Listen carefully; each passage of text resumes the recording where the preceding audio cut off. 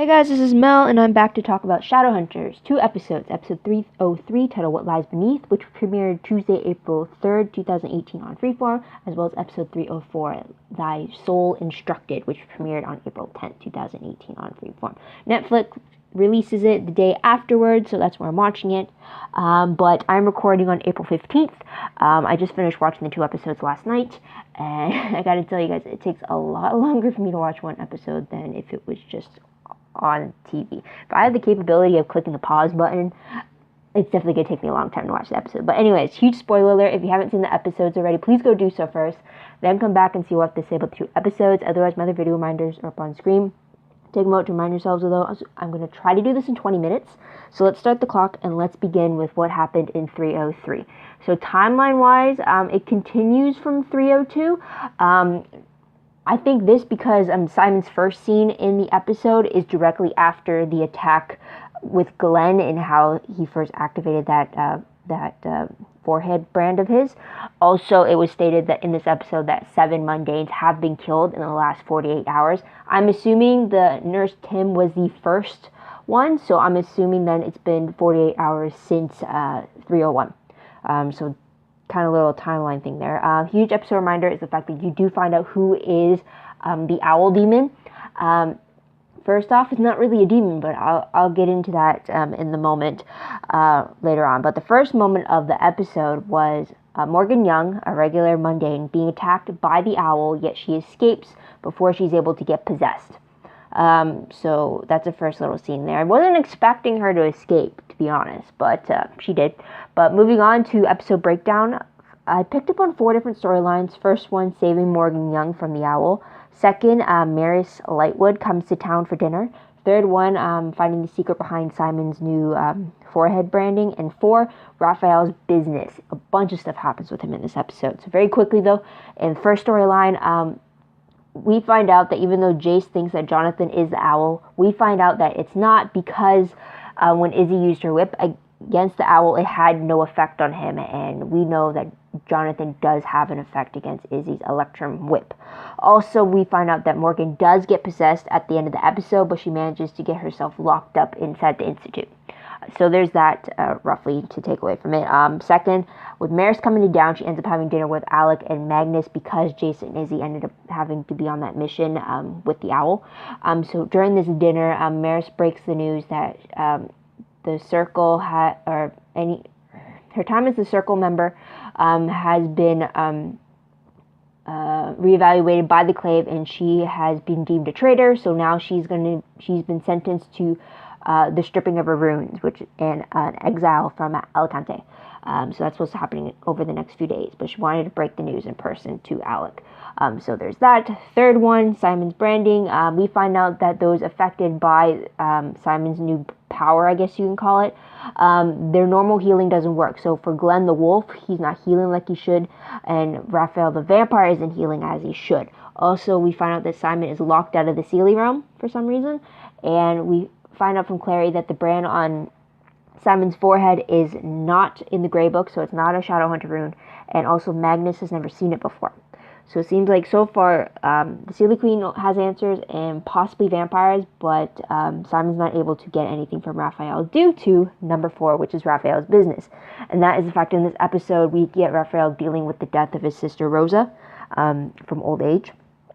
Also, we see him dealing with the newborn vampire Heidi, who was at the club, who Simon fed on, and then later on she died by the vampire Quinn, and now Raphael brought her back in hopes that Heidi's connection to Simon is maybe a way for him to turn into a daylight or something. So anyways, leave it at that. The last moment of the episode reveals that Jace is the owl demon.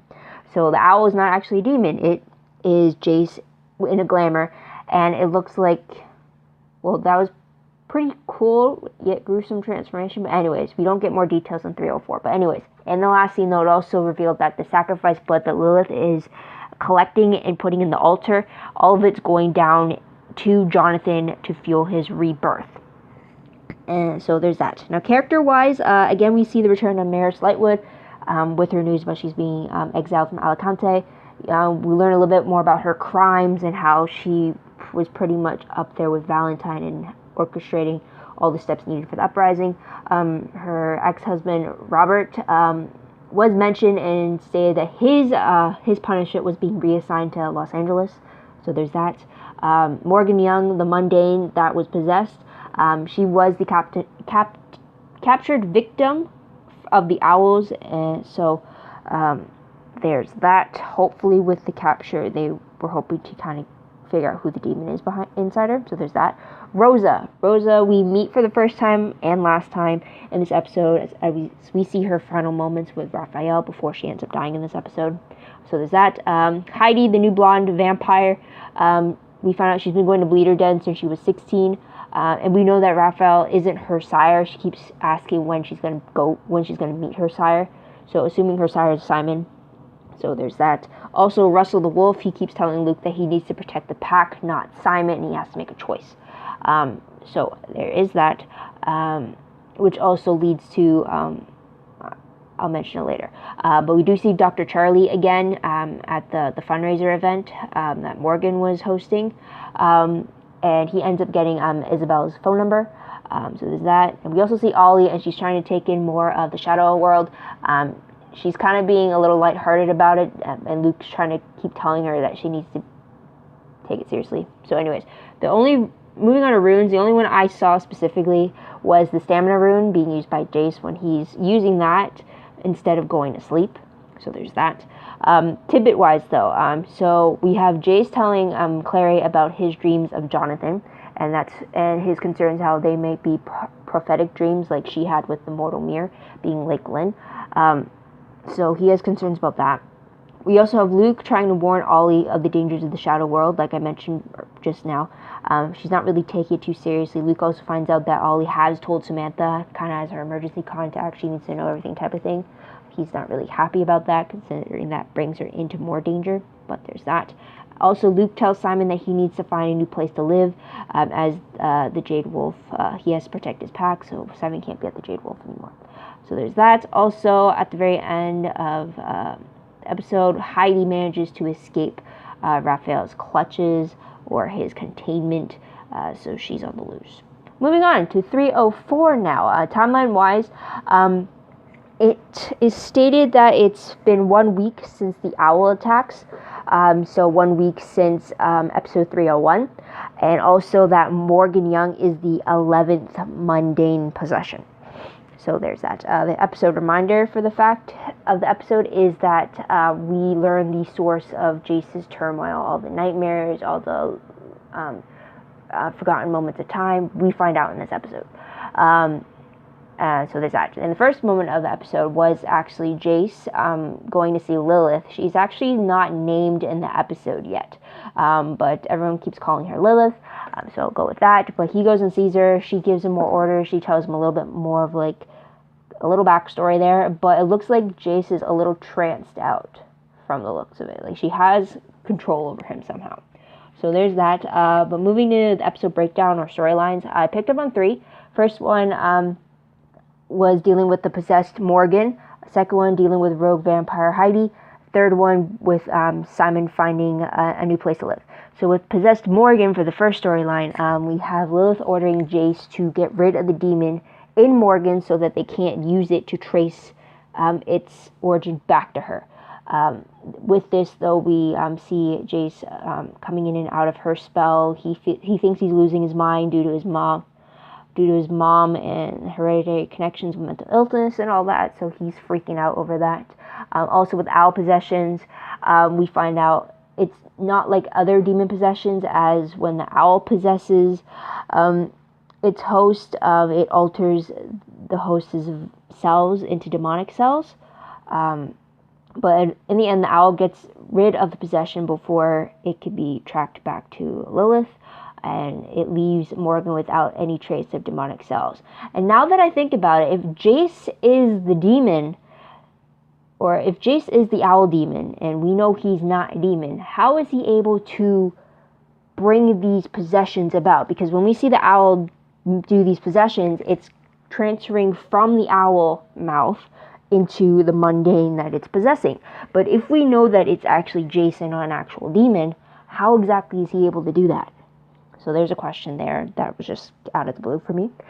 Second storyline, Rogue Vampire. We see Heidi on the loose.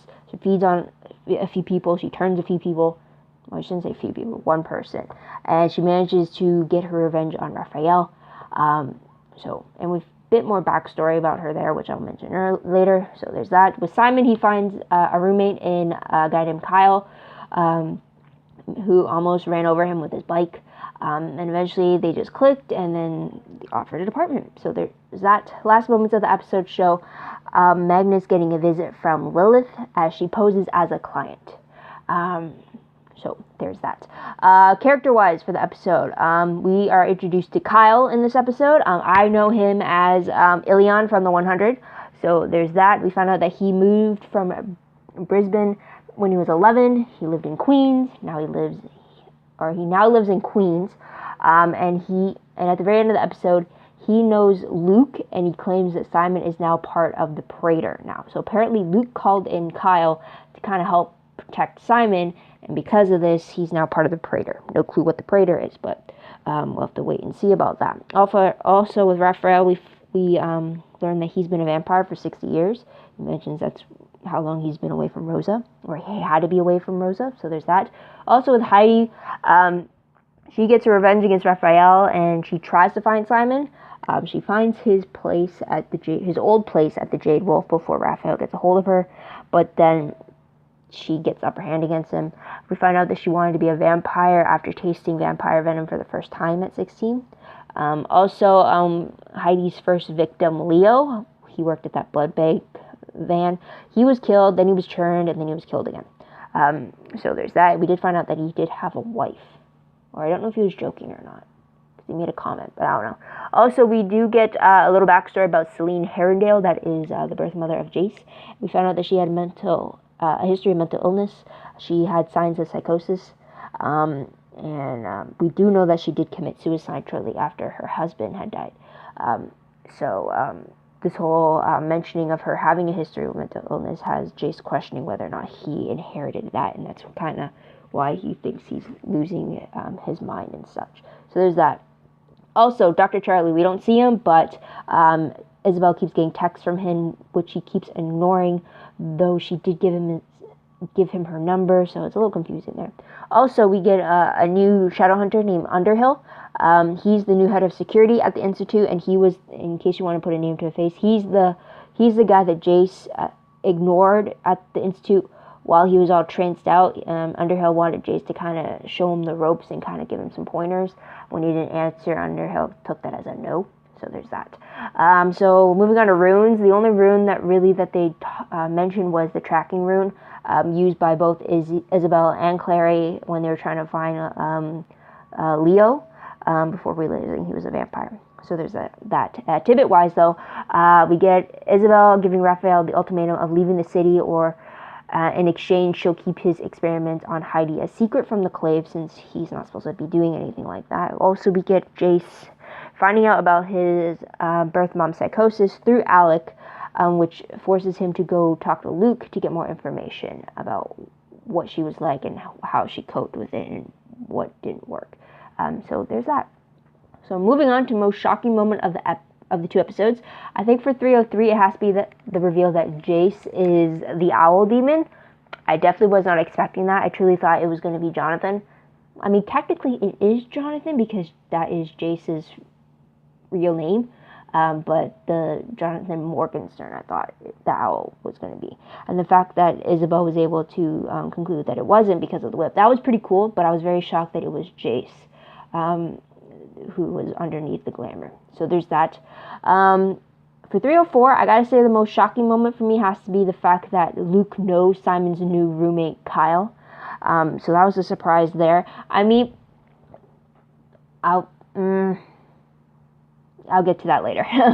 But the other shocking moment was the fact that Morgan was freed from her demonic possession. I truly thought that when the owl got a hold of her and did the incantation and she just flew back into the wall, I thought she was killed, like that spell killed her. But the fact that it just exorcised the demon from her, that surprised me even more. So leave it at that. Moving on to top 3 favorite moments. For 303, I did like the dinner scene between Alec, Magnus, and Maris. It It was very interesting to get that good dynamic between the three of them, and just the very good mood and her accepting attitude towards the both of them, and just having those emotional moments between them. That was fantastic. And then to have her and Alec have that talk about her sentencing, while very sad about it. It was great that they had that scene. Like, I really liked that it was just her and Alec, and while I kind of wish that I got to see what Jace and Izzy would have reacted to the news, I did like that it focused on Alec's reaction. So there's that. Another favorite of mine was the scene between Raphael and Rosa. That really got to me. It was very emotional. While I love the scene and the display of emotion in that, I couldn't help but thinking that, oh, something bad's going to happen to her. It's just because, like, they wouldn't show her and put so much emphasis on this if it didn't have a fallout to it later on, essentially, which it did, sadly. But it was such a great moment. I mean, like, in the premiere episode, Raphael did say that he did tell Magnus that Rosa wasn't looking so good, but I thought that was a lie, so it kind of threw me. But I did like the emotion. I did like the little backstories between the two. It was such a shame that she couldn't remember him, though. But I guess a blessing in disguise as well. Otherwise, he wouldn't have been able to visit her all these years. But I did love the scene together with them. And then another side moment was that Simon got drenched when he tried to get into the Seelie realm, and then when he was locked out, he actually got drenched. That was just funny. So I'll leave it at that for 303. For 304, though, a major thing I liked was the fact that we got a lot of answers from Lilith. We found out that she was unable to have a child for the last 1,000 years. That was mentioned in 301, but the fact that she explained it, the fact that Valentine came to her specifically for demon blood for Jonathan, the fact that Lilith has loved Jonathan since then, yet she didn't know if that love was returned until he summoned her with his last dying breath. We found out that she needs 33 disciples to bring Jonathan back to life using their blood from the looks of it. Also, we found out that she can control Jace when he's asleep due to his love for Clary, preventing her from controlling him at any other time. And it also was revealed that she's the one that's giving Jace all the nightmares about Clary. So everything we thought that could have been a result of his resurrection is actually because of Lilith's influence on him. So there's that. So I really like that we got a lot of answers in this episode. It kind of sucks that none of the Shadowhunters got those answers, but I'm fine that I have those answers now. So there's that. Another favorite of mine was the dynamic between Simon and Kyle. I really like that they got along. I really like that they had so much things that clicked, and a part of me was glad that Simon was able to find such a good thing in Kyle. Part of me kept thinking, this is too good to be true, something has to be up, and I kept hoping that please have Kyle be a good guy, please have him be a good guy. The fact that he's watching over Simon as part of the Praetor has me wondering whether or not the Praetor is a good or a bad thing. I'm hoping it's a good thing because Luke is the one that contacted them, but then it has me questioning, apparently Kyle is a character from the books, and I'm really, really trying not to look further into it because I want to find out from the show itself. But I did like, as their interactions alone in this episode, I thought it was pretty good. I mean, Simon really lucked out on getting a good roommate, but with his luck, it's probably going to turn south. I hope not, though. I'm liking Kyle, but I have a bad feeling I'm not going to later on. So there's that. Another favorite of mine has to be the fact that Isabel confided in Clary about the relationship she had with Raphael and the connection she had. I like how Izzy went into the fact that all her past relationships had sex being a huge part of it, and then with Raphael, it was everything but sex that was a huge part of it, and that's kind of made her realize that she wants so much more when it comes to a relationship. And I really like that, even though they're on mission, she's confiding in Clary about it, and even Clary questioned Isabel about like, well, why did you two end it then? So it was a very valid question. I mean, I was thinking that too, if it was such a huge connection between the two of them. So I really like that conversation between the two of them. I thought it was much needed. And also, another favorite of mine was the support that Magnus was giving to Alec when Alec was just whole strung out, and how like he was worried about Jace and not knowing how he can help him as his parabatai, and then also about not having answers for the owl possessions, and he was just so stressed, and then Magnus is just giving his support, and I really like that. So moving on though, top 3 peeved moments. For episode 303, Heidi already pisses me off, and she's just very gruesome with her blood, but her attitude is just too, I can't stand it. It's like nails on a chalkboard for me, so I hate her. Second favorite, or a second peeve I should say, was that Ollie brings up mentions of the shadow world at the very worst time, and she's not really taking it seriously, and it's just like Ollie's slightly grown on me, just a little, just a tiny sliver of it, but she still irritates me. So there's that. Another peeve of mine was the fact that Morgan Young, at the first scene of the episode, she tried to fight off the owl demon instead of running in the opposite direction to get to safety.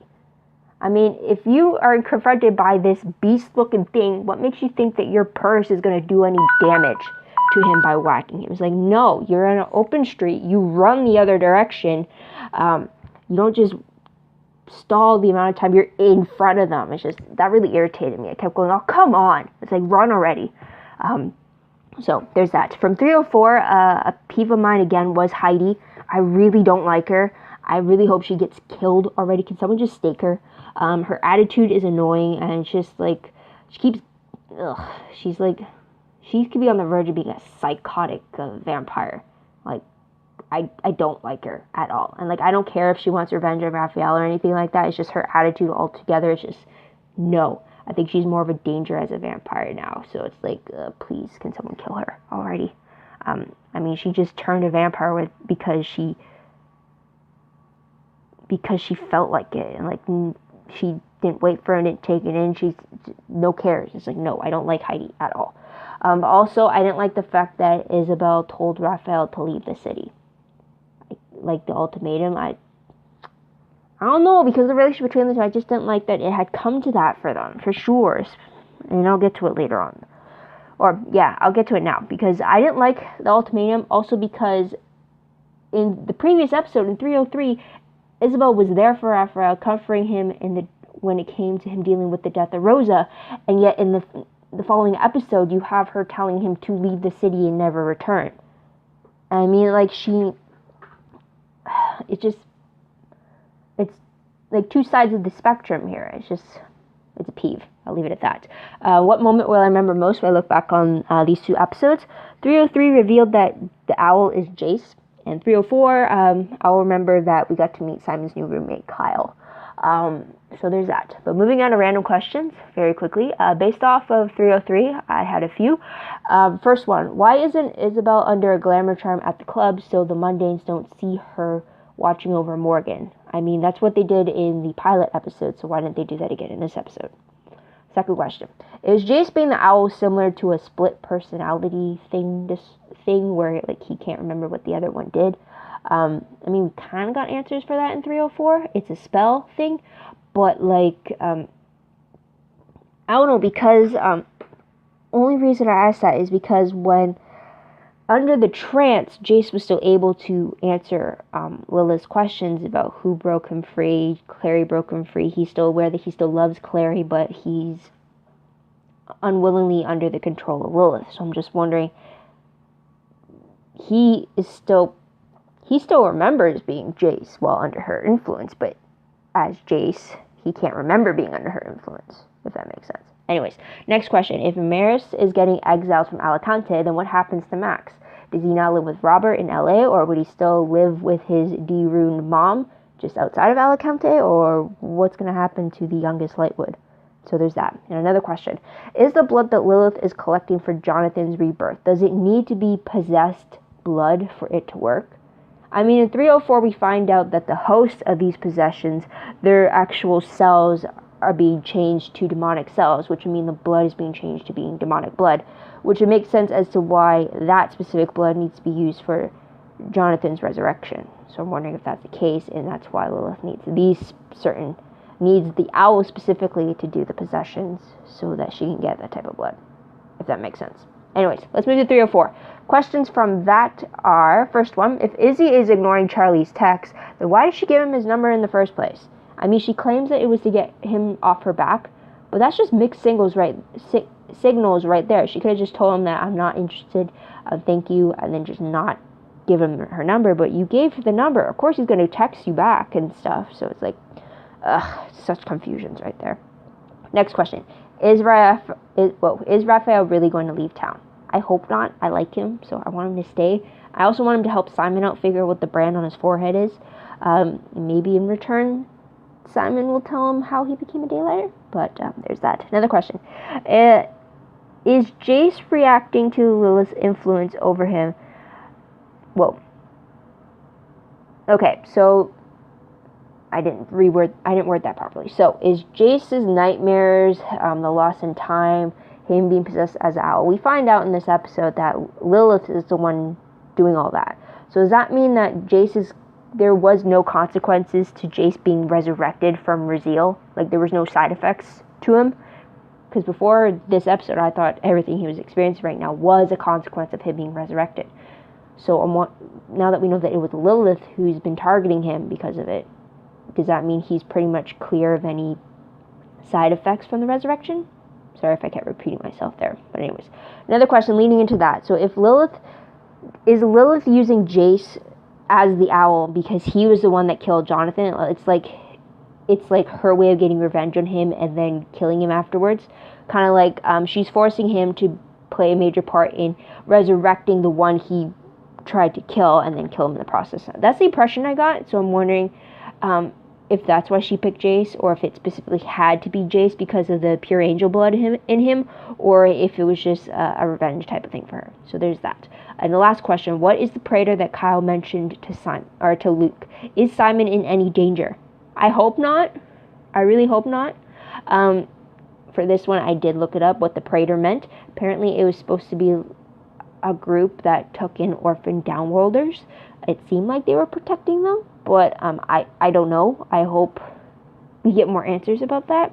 I'm assuming the praetor is meant to protect Simon because Luke called them in, but I guess we'll have to wait and see about that. But moving on to predictions very quickly. Based off the promo for 305, it looks like Alec asked Magnus if they should move in together. We see Lilith summoning a demon with the mission to bring her a sliver of Clary's soul, and we see Clary getting confronted by that demon, which looks like a beast that could kind of be Malice's cousin from Legends of Tomorrow. I'm just saying. So there's that. The synopsis, though, for the episode reads that someone is out to get Simon, and Jace is on the hunt to find out who it is. Meanwhile, Clary turns to Luke to find a way to help Jace. Also, Alec worries about the future of his relationship after learning more about Magnus's romantic past. Now, to be quite honest, they did release 3 previews for 305, and after reading the synopsis, each promo covers an aspect of the synopsis. So, with the first sneak peek, it had Jace checking on Simon and meeting Kyle, and then Jace asking Simon as to who could have a grudge against him type of thing. We also found out a little tidbits about Simon's gig being canceled, and how the shockwaves he feels from the brand on his forehead haven't really affected him since he moved into this new place. And also, it looks like Jace is getting suspicious of how perfect Simon's new apartment is with Kyle.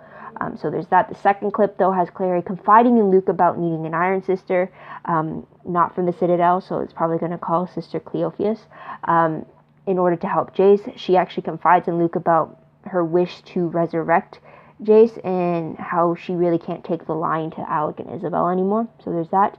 The third clip had Magnus looking into a box of old mementos, probably souvenirs from old loves, and then it also has Alec getting around to asking Magnus if they should move in together before the clip ended. So pretty much each clip covered an aspect of the synopsis, so that's pretty great. Otherwise, guys, that's about it for the 2 episodes. I think I'm going to do my review videos in 2s from the looks of it, so I'll leave it at that. But what do you guys think of the 2 episodes? What do you guys like about it? What do you think is going to happen next? Let me know in the comments down below.